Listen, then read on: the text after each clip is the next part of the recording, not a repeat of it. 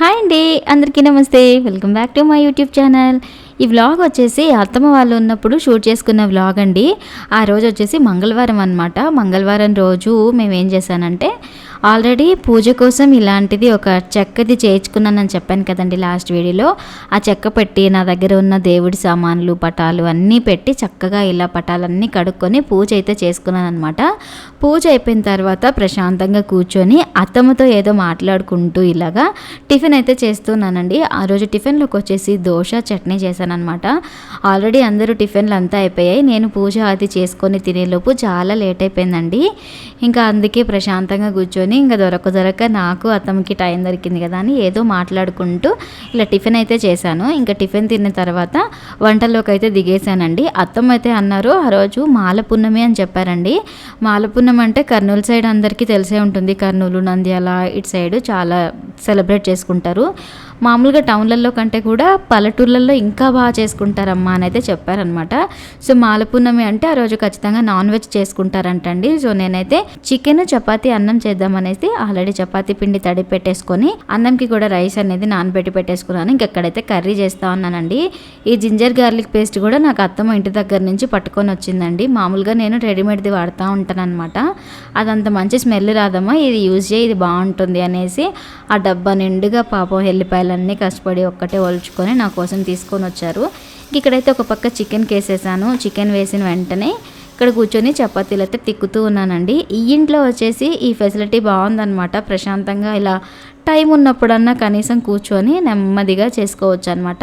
ఇంకా మొత్తానికి చికెన్, చపాతీ, అన్నం అన్నీ అయితే అయిపోయాయి. ఇంకా మధ్యాహ్నం మేము ముగ్గురమే ఉన్నామండి ఇంట్లో. చిన్న పాప పడుకునింది, అలాగే సువీక్ష స్కూల్కి వెళ్ళిపోయింది, మా వారు ఆఫీస్కి వెళ్ళిపోయారు. మంగళవారం కదండి, ఇంకా వీక్ మధ్యలో అంటే ఎవరు ఉండరు కదా. ఇంకా మేము ముగ్గురమే ఇలా కూర్చొని ఏదో సినిమా చూసుకుంటూ ప్రశాంతంగా తింటూ ఉన్నామండి.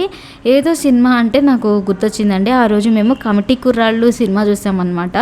ఈ కమిటీ కుర్రాళ్ళు సినిమా అయితే నిజంగా చాలా బాగుంది అండి. అంటే ఒక జనరేషన్ 90s జనరేషన్ వాళ్ళకైతే ఖచ్చితంగా అక్కడక్కడ కొన్ని దగ్గరలో ఖచ్చితంగా కనెక్ట్ అవుతారండి. అంటే సినిమా మొత్తం కాకపోయినా కొన్ని పాయింట్స్లో మన బాల్యం ఖచ్చితంగా గుర్తొస్తుంది అనమాట.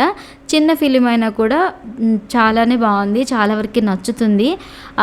కౌన్సిలింగ్ అది అవన్నీ నాకైతే బాగా నచ్చిందనమాట. మీరు ఎవరైనా చూడలేదంటే చూడండి.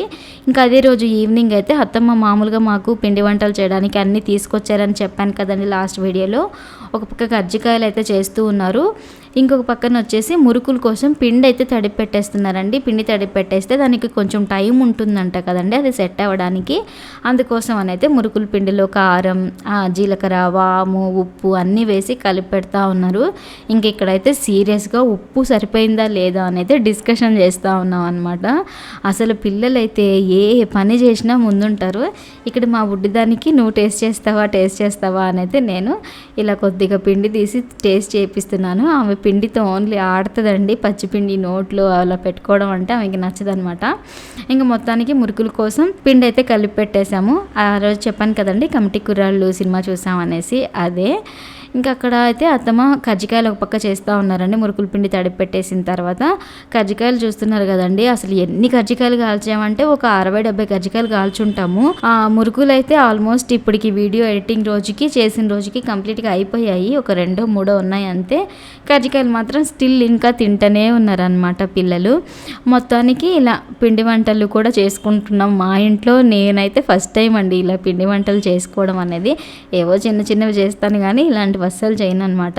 ఇంకా కజ్జికాయలు కాల్ చేసిన తర్వాత మురుకులు కూడా చేస్తున్నాం. ఫస్ట్ అయితే పిల్లలు కొంచెం ఇష్టంగా తింటారు కదా అనేసి సన్న పావు పెట్టి ఇలాంటి సన్న మురుకులు అయితే వేశారండి అత్తమ్మ కొన్ని. ఇంకా మా బుడ్డిది చూసారా బాగా డాన్స్ చేసుకుంటూ ఎంజాయ్ చేస్తుంది అనమాట. కోడళ్ళం ఇద్దరం కలబడి మురుకులు, కజ్జికాయలు అన్నీ కాల్చామన్నమాట. మేము ఈ పిండి వంటలు పెట్టుకున్న తర్వాత మేమిద్దరమి కొంచెం ఫీల్ అయింది ఏంటంటే మా దగ్గర మంచి కడాయి లేకపోయిందండి ఇలాంటి పిండి వంటలు అవి చేయడానికి. ఈ బాల్ అయితే జరుగుతూ ఉందనమాట. ఇంకా టెన్షన్గా కాల్ చేసామన్నీ. ఇంకా అత్తమ్మకైతే కొంచెం ఒక్క అంట్లు పడ్డా కూడా షింకులు అస్సలు ఉండలేరు అనమాట. ఇంక వెంటనే అంట్లన్నీ కడిగేస్తున్నారు. ఇదండి చిన్నపాటి వ్లాగ్.